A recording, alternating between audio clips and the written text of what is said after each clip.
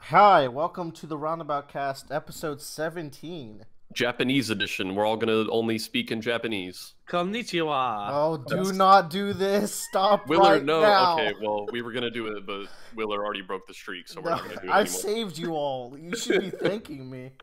Thank you. Hey, we have a special guest on the podcast today. Why Who don't is you it? introduce yourself? It's special guest Tyler back from the dead. So, do you guys, faithful listeners, you remember that Tyler died on his way to his home planet, but he actually came back as Mecha Tyler, which is what we refer to him as now. Don't ask what part of his body's mecha now. Anyways, yeah, Tyler is joining us again today, so give him Yeah. a warm welcome with your ears. I'm Feels your good host. to be rescued. Feels good to be back. Yeah, Yeah. I'm your host, Willer. I am Bradley, lover, fighter, and heir to the throne of the Roundabout cast. Oh, okay. I'm Joe, spaghetti wrangler, musketeer. And Tyler's there, not knowing this gimmick. Joe, Oh, what? abandoned space pirate Tyler back Yeah. at it again. Yeah. Wait, Joe, how come you didn't also do some kind of heir to the throne thing? You kind of dropped the ball this week. I know, my bad. I'm shoving spaghetti down my face. That's fine. Hey, we're starting this week off with Worm to give Joe and Tyler a little bit of time to just sit here and chill. But this week's Worm is brought to you by Changes.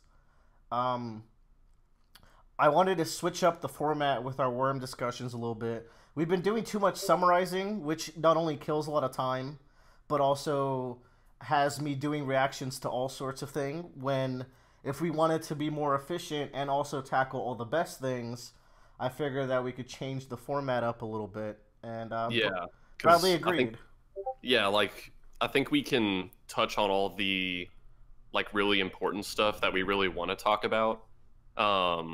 And just kind of keep things more efficient because like we said last week, we also talk about other things on this podcast. So we don't want other people to be just sitting here for an hour listening to something that they don't know anything about. But I think we can get really good discussion on Worm, but also, be kind of efficient about it. So as a result, I've special tailored my notes, and the way it's going to work is I'm going to go through a very short summary of each chapter, and then I'm going to touch on my big topics I really wanted to talk about, and then kind of secondary topics, and Bradley will then come in if there's anything he wanted to talk about. He'll get those in as well, and then we'll just kind of, if we run out of stuff there, we'll just do a couple little more things, fill for time, but then we'll cut it off at a certain point because we've already discussed all the good stuff. So it is a nice structured discussion now. Yeah, I think just having a short description of what the chapter is before we start talking about it is better than walking through each paragraph and then they went in this building and then they sat in this chair and then Now, a result to this is it might actually be a little bit out of order because the things I would want to focus on might skip a chapter or two, but we might go back to the chapters we skip. Yeah, and I wouldn't be too worried because I imagine hopefully anyone listening to this actively has already read this. Yeah, so it'll be fun. The chapters I read this week were 13.4 through 13.7. Good deal. And so 13.4 is a fight chapter with Burn Scar Mannequin versus Gru, Bitch, Genesis, and Taylor. Then we had 13.5, which is just kind of a regrouping chapter afterwards, a little bit of a planning chapter. 13.6 is this big operation to potentially assassinate or capture some of the members of the Slaughterhouse 9. And then 13.7 is a bit of a chapter of the aftermath of that chapter as we get to see the results of their attempt. And man, that attempt had I'd say probably some good successes, but also some really unintended Consequences. consequences. Which, that's one thing that I won't jump to it quite yet, but The first big theme and topic I want to get to about this section is Taylor going sicko mode. I think is a way we could put it, right? Where I felt like this chapter, she has finally broken down to the point where she's now discussing actually killing these people. And not only discussing it, she's spurring people on to do it. Yeah, I think, like, because we've seen it before and even talked about it, where right before Shatterbird did her thing, Taylor is like, man, I could totally just attack these people, maybe even kill one of them. And she goes through the practical reasons of why she should or should not attack them, but at the end of it, she kind of puts all that away and she's like, maybe I just don't have it in me to kill these people. But we've gotten to the point where that she's beyond that, and maybe there's a bunch of different reasons that she might be ready and willing to kill these people now. It could be that she's just seen firsthand what kind of monsters they are. It could be that they've pretty much destroyed this territory that she's been working up. It could also be that the reality of Dinah's prediction about Jack is finally hitting her, like, oh, maybe I really do need to kill this guy. In any case, she is like, these guys, they gotta go. So there's 2 points I got here that I feel like are big contributing factors to this. In 13.4, so we actually do start in the beginning this time. There you go. She's, after they fight with Burnscar and Mannequin, she's running away from them, and she runs into Charlotte. They got kind of split up at some point. And Charlotte just has all these children that Mannequin attacked their parents in the whole struggle.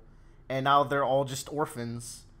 And it's kind of interesting where he killed all the parents but left all the children. Is that some sort of restraint by him, or is that a form of torture by him? It's hard to say, because he deliberately didn't kill the children. When it comes to members of the Slaughterhouse 9, I would reckon that it's probably the more nefarious intent, but there is also the possibility that he was a father and he did have kids, and clearly, whether in a good way or a bad way, there's still a huge part of his emotions. I think Jack actually uses mentions of his past life and name and family to hurt him. Yes. So there is I never considered the possibility that maybe he didn't have it in him to kill these kids, which I think is an interesting take, but it's I feel like you're right though. Where I think by default you should assume it's torture. But I do think that is something that should be considered. It's definitely worth a consideration. It's also hard to get a read on this guy because he literally doesn't speak. All he does is little motions because he's a mannequin body. So it's hard to say.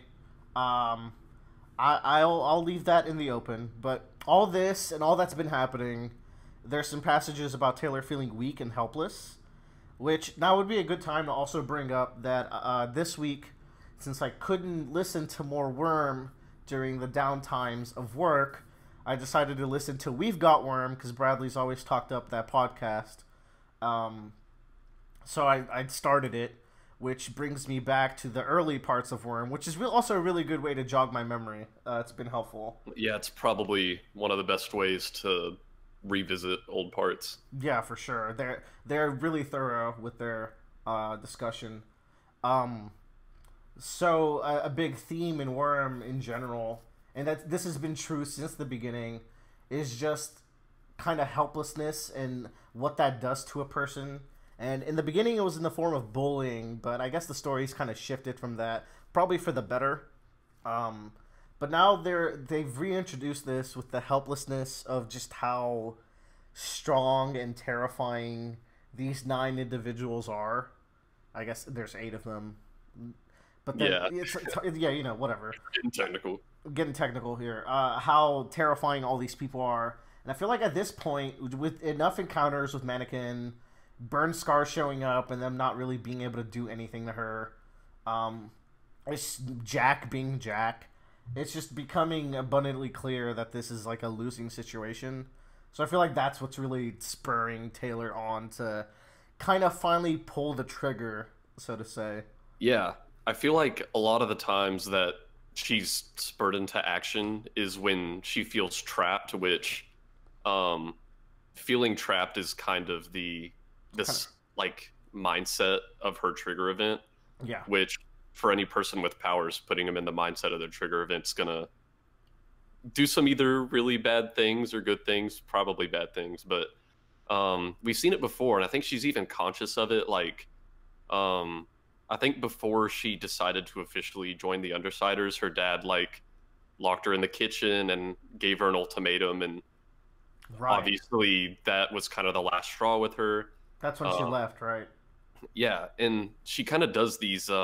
Whenever she does feel trapped, that's kind of when she will like decide she needs to ramp things up, and she definitely felt trapped here because I think her reasoning for like creating this plan and launching this counterattack against the Nine is that like she realizes that this game Jack has set up, it's set up in a way where they just aren't going to be able to win. She's like, we went up against one of the weakest members of the Nine, and we're already reeling this hard. She's like, we can't do this 7, 8 more times. Right. To add on to that, I forgot to mention, during the fight with Burnscar, she's blowing up multiple buildings, and it's all in her territory. And that's kind of been an overarching theme of the last few arcs, where Taylor is doing her best to deal with the situation, but also keep her villain territories intact because of her ultimate goal, which is to appease Coil and free Dinah. So that's definitely adding on to the pressure. Yeah, like she's worked this hard. Like everything she's been doing in this territory is to save this girl, and then Burnscar and Mannequin pretty much just erased all that progress. And Yeah. so she's like, well, there's nothing else I can really do but hit him back. So to culminate this point, I think part of the chapter that really caught me, or this reading section that really caught me, is when Taylor's asking all the travelers if they're willing to kill. And I was like, oh wow, she's spurring them. She's like, okay, will you guys kill them? And will you be like willing? I need a plan around this. So she's completely removed herself from even considering the question anymore, to where she's so ready to kill that she's spurring other people to kill. Which my joke about no one dies in Worm is quickly reaching the point where I won't be able to say that at all. There's no way Taylor's getting out of Arc 14 without killing a person. I'm calling it. I mean, it's pretty obvious. You heard it here first. You heard it here first, people who have read the series. Man, that was really interesting. And also how they all reacted to it. Especially Sundancer, who's already killed someone. I don't think we got the full details, but it's heavily implied it was an accident. And that she always holds back as a result, which is something that's been brought up before in the story. Yeah, and you kind of have to wonder, because a lot of the travelers, I think specifically Sundancer and Ballistic they're extremely hesitant about killing people, which has to be very unfortunate considering they have like exclusively lethal powers. Yeah, that was an interesting point as well. Ballistic was interesting because I don't really know much about this guy. I feel like he's a character who has been mentioned in name, and we've seen him in a couple of like small skirmishes where he gets lost in those kinds of things because there's also 6 other people fighting alongside him. So I think Sundancer is probably the most characterized of them for sure. Yeah, and Trickster. Yeah. So like just knowing that because it also comes back later, because when it is kill time, he can't shoot his warheads, where he's the most lethal. It's like, oh, if we're gonna assassinate them, it has to be you. Yeah, and his moment of hesitation was really interesting. Actually. It feels just really, I think, organic to me, because in the moment, he has the excuse of, oh, she looks like Sadie from 7th grade. Yeah, and they're like, what are you talking about? No, she doesn't. But that's not the point. Like, he's like, oh, doesn't she look like Shady? Is she Sadie? But what's really happening is that he's seeing like the humanity in these people. And that was a really good point. Yeah, that was one of the big things I wanted to talk about as well. Yeah. And I just love that moment because, like, since obviously we're not the travelers and we don't know what this Sadie from 7th grade looks like, I like that there's like two alternate interpretations where one is that she actually does not look like this Sadie from seventh grade. Ballistic thinks she does, and Trickster's like, no, she doesn't. Don't worry, you're fine. The other interpretation is that she actually kind of does, but Trickster needs to convince Ballistic that she doesn't, so that he'll actually do it. Both are good. I like both, and I could definitely see both. One other thing I like about that line is that it's just kind of a subtle way to give us information about how long the travelers have known each other and kind of their relationship. Like, oh, these people clearly went to school together as kids. There's a second big point I wanted to talk about. Look how good this is going. This is a good format. I like this format better. Any listeners, please let us know how you like this format. But then we get 5 comments. I hate this shit. I'm sorry. We're trying our best. The next big thing that I wanted to talk about is all stuff that occurs in 13.7, which is the last one I read. This is after the encounter with the 9, after they failed, Gru is captured. They didn't really fail. There was some trades in here and there, because they got 2, they got 1. But the point is that while they're in Cole's base and Cherish is locked up, she's calling everyone out because she's really good at sensing their emotions, because that's her power. Yeah. And one thing that I really liked is how she calls Taylor out for her obsession. And then she's like, oh, but like, you're obsessed about this goal that you can't reach. She doesn't say it out loud. Like, she doesn't say, oh, you're obsessed about Dinah. Because I guess she can only feel that obsession about something. Yeah. But she's like, you're so obsessed and you know you're not going to get it. And you work so hard for it. And it was just so refreshing to see someone call her out on it. And also kind of finally show some doubt, I guess, like indirectly. Because Taylor's been really certain that Coyle's going to let Dinah go. And everyone knows he's not going to. I think even the other Undersiders are like, are you sure about his word? But, yeah, it was just interesting. It also happened right in front of Coyle. So this is a good seed for tension. Yeah, I really like, I like Cherish in situations like these a lot more, obviously, than combat, because her power kind of paves the way for stuff like this, where she can look at what a character's feeling and, like, vocalize it. Yeah. Which both works for non-POV characters, because obviously, like, if we're not in Regent's head, we don't know what he's feeling. But it even works for Taylor, because, like, if Taylor doesn't understand what she's feeling or won't admit it to herself, we won't know it because she's our point of view. But Cherish can get, like, a more objective view on what Taylor's actually feeling and tell it to us. Which is really good, because I don't know if we talked about it on the podcast, but we've talked about it personally, how Taylor's an unreliable narrator. So this is a good way to kind of snap some objectivity into the chapter. So I really like that. I also like how they have the idea of like, hey, if you act up or don't cooperate with us, we're straight up just gonna tell the 9 where you are and just leave you there. And that terrifies her immediately, because we keep coming back to that line from Jack that I love so much, where Cherish knows that she's fucked. Yeah, because getting kidnapped by these people actually is kind of winning the lottery for her. She's like, oh, thank God they took me away from those psychopaths. She kind of let it happen, where she didn't. I was like, that's one thing that was bothering me. It's like, okay, shouldn't Cherish be feeling them? Because she can sense multiple city blocks away. And then she's like, oh, well, I let that happen, idiots. Of course you couldn't have done that. But yeah, then also, what the fuck was the plan? They had to account for this, so I don't know about that one. About Cherish, that is? Yeah, they were only 2 blocks away, but they say she can feel people half a city away. So it's like... I think Cherish's reasoning is that the reason she didn't immediately point them out is because she was like trying to make a deal with Imp.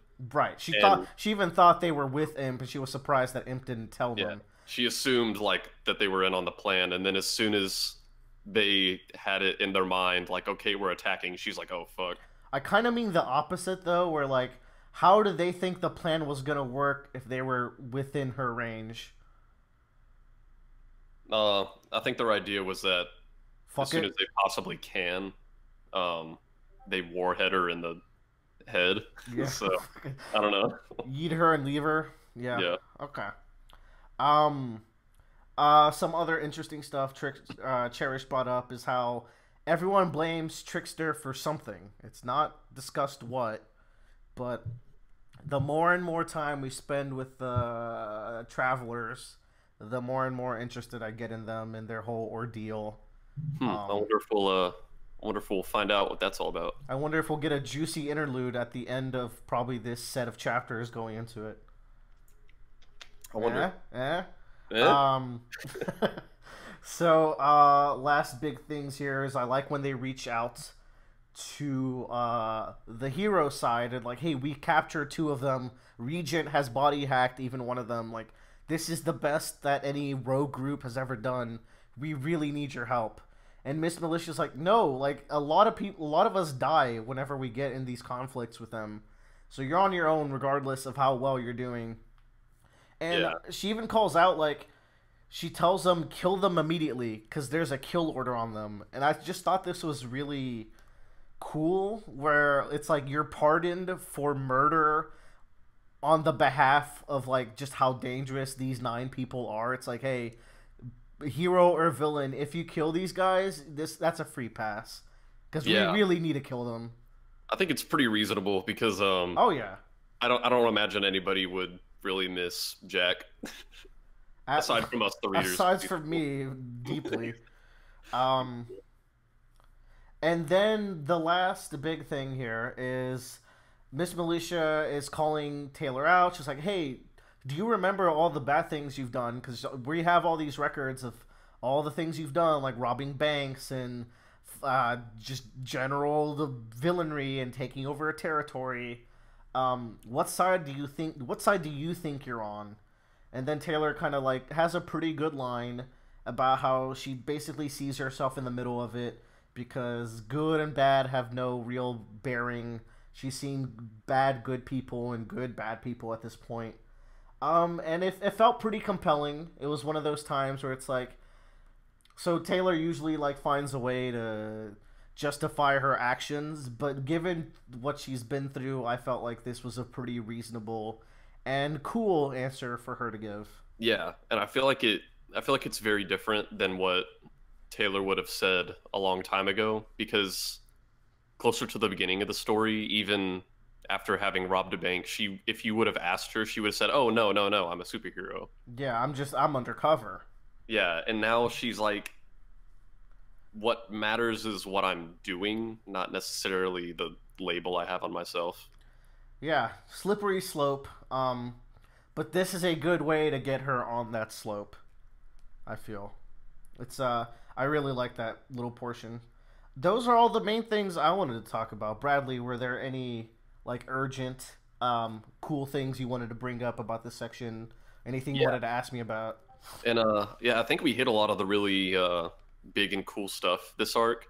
Um, Obviously, I really like the chapter where they're ambushing the 9, but we try not to really summarize those because just go read it for yourself, I guess. Especially now, Um, the new format. yeah. I think the like one last thing that I really tremendously loved was the circumstances around Burnscar's test for Rachel. Right, yeah.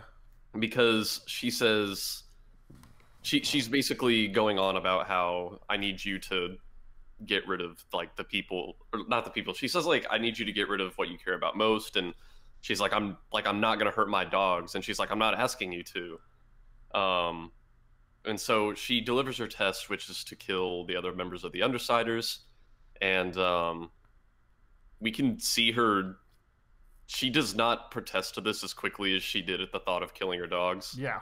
And even Taylor is like, "Oh God, she's considering it." And I think we go pretty quickly into combat after that, and I don't think we really have the characters discuss the implications of all this until the next chapter. Taylor confronts her, and they have a big conversation where Taylor's like, kind of like hey, are you all right? And also like, hey, like you really don't want to join the nine. And Rachel's just like, my life gets so much simpler if I just get rid of you, if I get rid of the Undersiders.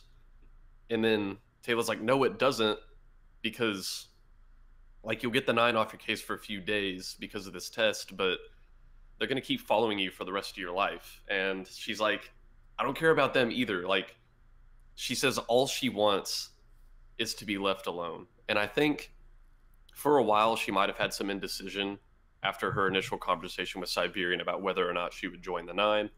Um, I think you were right that like any inclination she had to join the nine probably died whenever one of her dogs died. Any real chance? Yeah. And right now she's just at the point where she's like, I don't want to be with anybody. I don't want to be with you. I don't want to be with the nine. I just want to be left alone. But that's the thing, is that I think a big part of her character right now is trying to determine whether or not she is a dog or a wolf. Because the wolf is the more feral side, kind of the one that thrives on being more wild. It doesn't need people. It might need other members of its canine pack. But the dog is the more social side, the one that thrives on being around people. And I think she's struggling on being a dog right now. Yeah, that points out to like Siberian giving her the wolf. I don't know if it's been confirmed if it's a wolf, but like it's clearly not a dog. Yeah. So I've been thinking it's a wolf puppy. So yeah, that it was like a reminder of that. So that's a cool way to look at it. I like that. Yeah. And so bitch kind of like, she tries to cap off her and Taylor's conversation by saying like, all I want is to be left alone. And it's like, that might make her happier right now.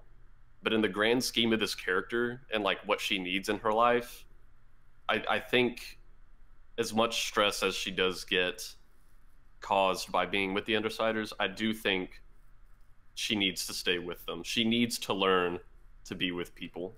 Taylor gives an equal part inspiring and equal part cringy friendship speech somewhere in the middle of that.